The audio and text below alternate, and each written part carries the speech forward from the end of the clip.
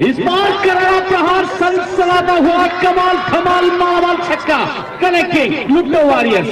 लूट लो रन की मदद से बढ़ता हुआ स्कोर 71 रन। इस बार पटकी हुई गेंद और ये करारा प्रहार गेंद सनसनाता हुआ सीमा रेखा से बाहर।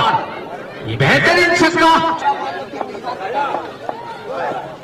इस बार करारा प्रहार सनसनाता हुआ छक्का कनेक्टिंग लुटो वॉरियर्स और ये लो बॉल का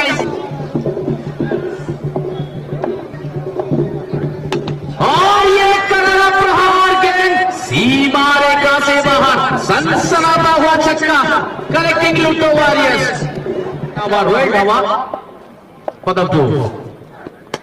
और बढ़िया स्ट्रोक और ये गेंद सीमा रेखा से बाहर सनसनाता हुआ छक्का कनेक्टिंग लुटो वॉरियर्स।